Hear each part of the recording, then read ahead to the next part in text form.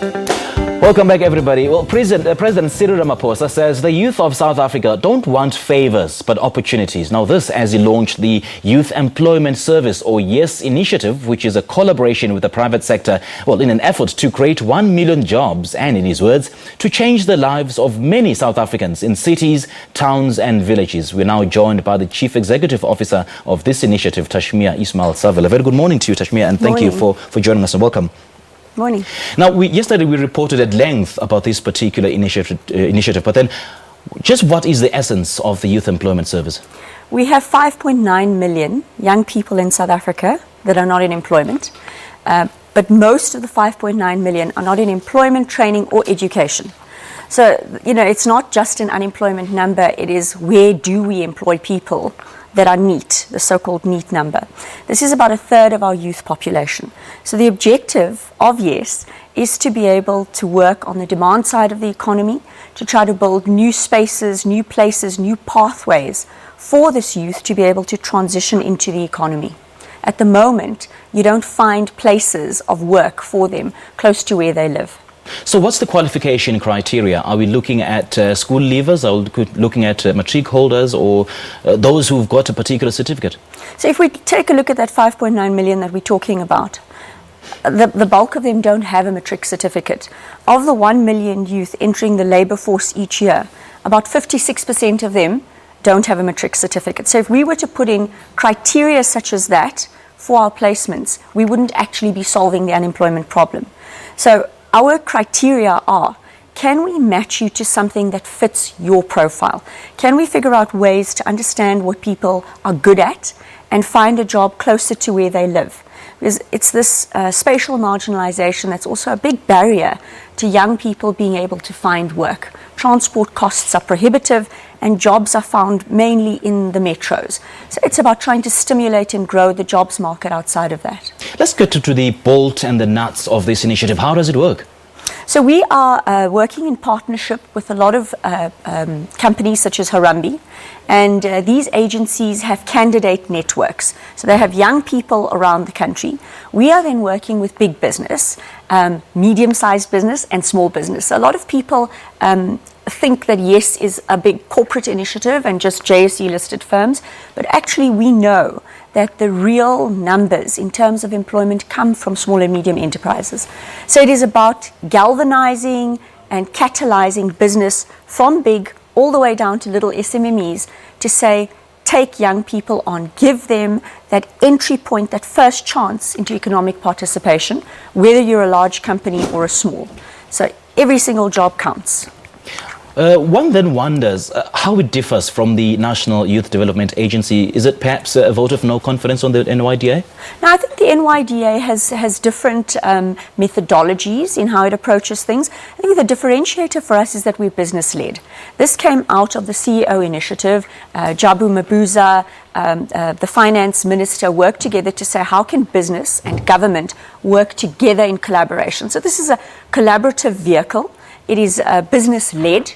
It is business-led, and it has a few reward systems to try to encourage the job creation. And I think these are big differentiators for us. So the youth employment incentive has been taken forward. That gives a business 1,000 Rand back if your salary is under 6,000. So this subsidizes the cost of the actual job. And then tomorrow, hopefully, we will have the DTI releasing a gazette on the codes of good practice. So if you reach a target in YES, you get a level up on the BEE scorecard, which is a good sweetener. Yeah, it certainly is. It certainly is. Now, look, Tashmia, I know so many young people who've had initiative like yours, like an internship, but then they're unemployed today. So surely this is a short-term initiative. What then happens after this, after the partnership?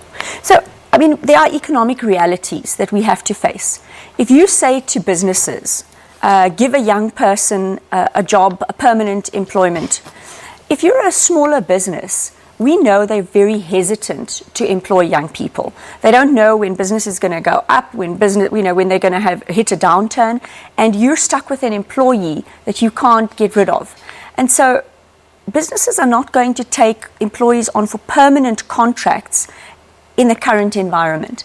So the idea is give them a springboard. Now we know what gives youth a springboard is a CV and a reference letter and proof that they were able to work, they were able to deliver for a period of time. And that de-risks them. What this means is after this year-long work experience, the next employer is a lot more willing to take a chance on the young person. What we're also trying to couple quite strongly with the year-long experience is capability building. So pushing work readiness programs, leveraging digital to be able to build those programs and make them accessible to youth. We've got a plan to create reservoirs of knowledge, what we're calling Yes Hubs, in communities that will be corporate sponsored. And these hubs will be giving young people exposure to new technologies, to digital programs and courses. Not having a matric does not mean you do not have capabilities. Okay. There are a whole lot of reasons why people don't have a matric, but there are no pathways for them. So this is to start to establish pathways for those people who haven't found them in the economy.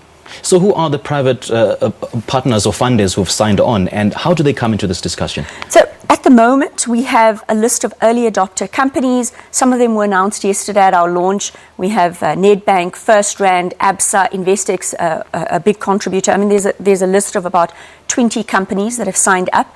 We're waiting for the Gazette to be published tomorrow. A lot of companies, before they take this to their boards, etc., will need to have the actual Gazette published in order to start making the numbers work. So we believe that the private sector response is going to be strong.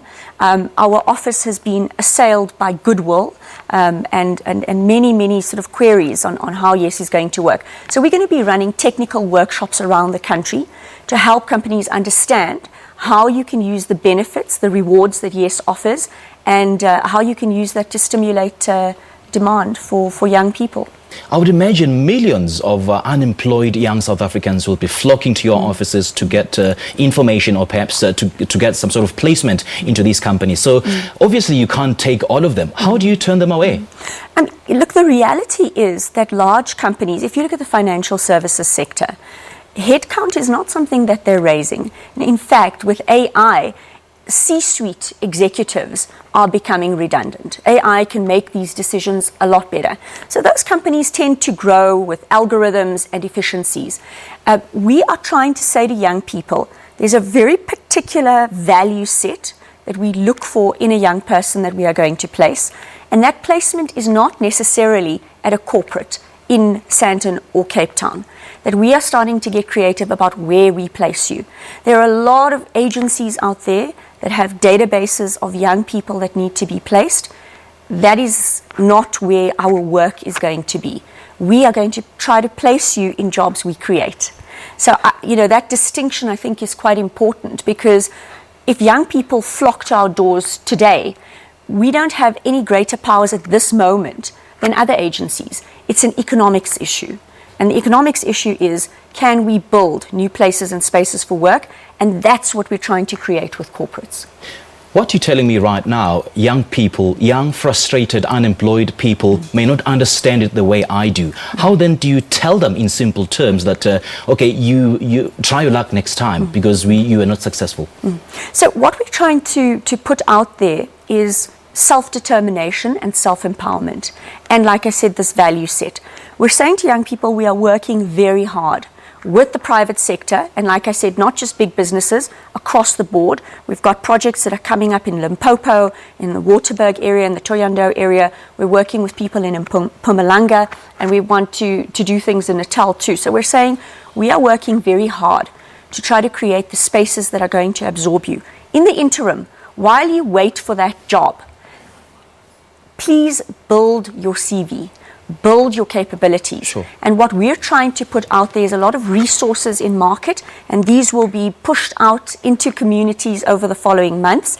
How to build a CV, how to get ready for your first interview, just some of the basics that young people have never been exposed to. So it's about, in the interim, while you wait, start to pick up capabilities wherever you can and start to build that CV. Yeah.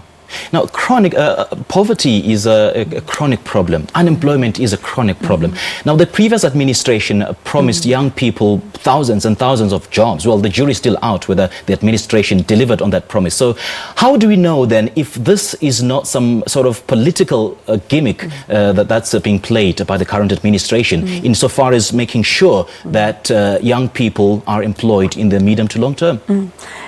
Absolutely understand the cynicism around this. You know, the private sector creates jobs. It's not really government that creates jobs. Government creates a conducive environment for private sector to create jobs. We are monitoring ourselves with quite a strict monitoring and evaluation program. And it's important that we understand in the short term and medium term, we need to be measured on, are we creating those conducive environments? Are we building relationships with the private sector that make it easier to create jobs? And are we being creative enough about the types of jobs categories we're opening up to young people? Okay. And you know, we do have a monitoring and evaluation. We're going to be reporting back to Treasury and the Presidency quite regularly. But I hope that our value set is about delivering to the South African people and hopefully breaking with some of the trends of the past. We literally have 10 seconds. Tell us, where do young people get hold of your offices and how do they go about doing this? So we've got the yesforyouth.co.za website. And there are resources available on that website and portals for you to go into. Okay. But we are encouraging companies to come forward and open the jobs on our portal. That's who we're trying to get to first. We can get lots of young people, but can we get the companies to commit, put an all in? This is a collective effort. Right. We will not create jobs if we don't get broad-based buy-in on the private sector side.